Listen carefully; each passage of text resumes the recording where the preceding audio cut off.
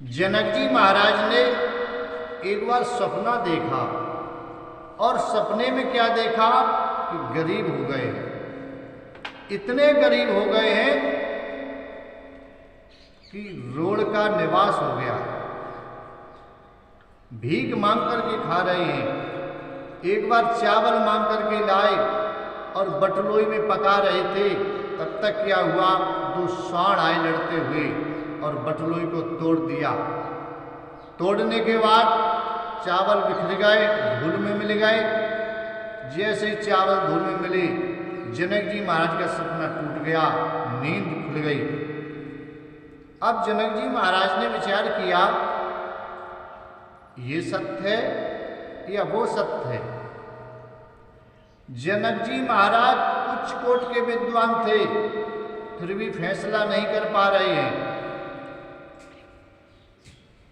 जबकि सुखदेव जी महाराज के गुरु थे जनक जी। अब जनक जी महाराज ने विचार किया सत्य क्या है। उन्होंने विद्वानों को बुलाया और बुला करके कहा कि जो मेरे प्रश्न का उत्तर देगा उसे उसकी पसंद का जो भी चाहेगा मन चाहा धन दूंगा मैं, लेकिन मेरे प्रश्न का उत्तर दे। लेकिन जितने भी विद्वान आए कोई भी उत्तर नहीं दे पा रहा है। इधर अष्टावक्र जी को पता चला कि जनक जी का प्रश्न है और कोई उत्तर नहीं दे पा रहा है, तो अष्टावक्र जी आए। जैसे ही सभा में प्रवेश किया अष्टावक्र जी ने, सभी खिल्ली करके हंसने लगे, क्योंकि अष्टावक्र जी 8 जगह से टेढ़े थे, सुंदर नहीं थे, लेकिन विद्वान बहुत बड़े थे। जैसे ही सभा में प्रवेश किया, सभी हंसने लगे खिल्ली करके।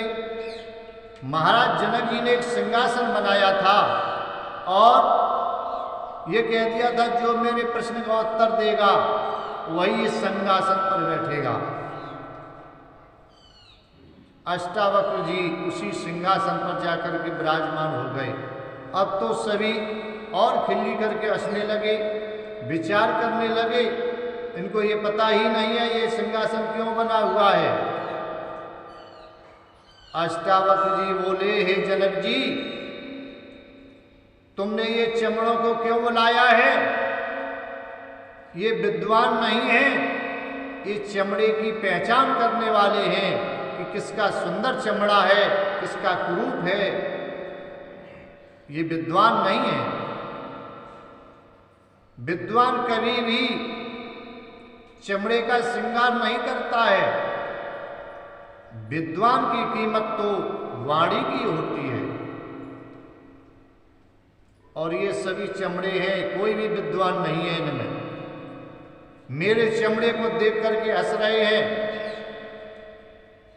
अब तो सभी विद्वान ऐसे चुप हो गए मानो किसी ने इनके ऊपर लाठी बरसाई हो। सभी शांत हो गए। जनक जी महाराज ने हाथ जोड़े, बोले, महात्मा जी मैं प्रश्न करूं? अष्टावक्र जी बोले, करो प्रश्न। जनक जी महाराज बोले, ये सत्य है या वो सत्य है? जो मैं सपने में गरीब हो गया हूं ये सत्य है या राजा बना बैठा हूं ये सत्य है? अष्टावक्र जी बोले, एक छोटे से प्रश्न के लिए इतने विद्वानों को तुमने बुलाया और मुझे भी परेशान किया, ये कोई तुम्हारा प्रश्न है? अरे ना ये सत्य है ना वो सत्य है। जो तुमने सपना देखा है गरीब हो गए हो तो ये भी सत्य नहीं है। राजा बने बैठे हो ये भी सत्य नहीं है।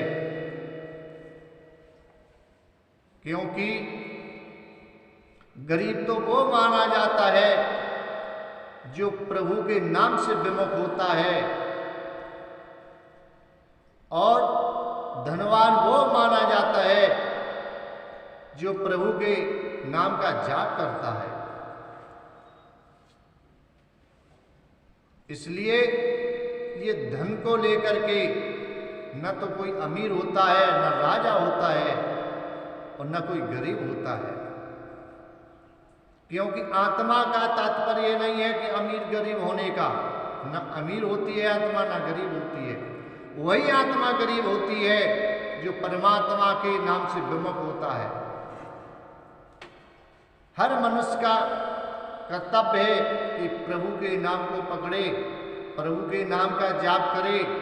जो प्रभु के नाम को पकड़ लेता है वही पापों को छोड़ देता है। जो प्रभु के नाम को छोड़ देता है वही पापों को पकड़े रहता है। सत्य तो ये है, प्रभु के नाम का जाप करना चाहिए। कबीर जी ने कहा है, कबीरा इस संसार में धनवंता नहीं कोई, धनवंता वही जानिए जब राम नाम धन होए। जो राम नाम का जाप करता है, परमात्मा के नाम का जाप करता है, वही सबसे बड़ा धनी है। और जो प्रभु के नाम से विमुख है, नाम का जाप नहीं करता, वही सबसे बड़ा गरीब है। इसलिए सभी को परमात्मा के नाम का जाप करना चाहिए। ये तो व्यर्थ की माया है, ये तो संकट देने वाली माया है। और परमात्मा के नाम का जाप जो करता है वह इस लोक में भी सुख पाता है और परलोक में भी सुख पाता है।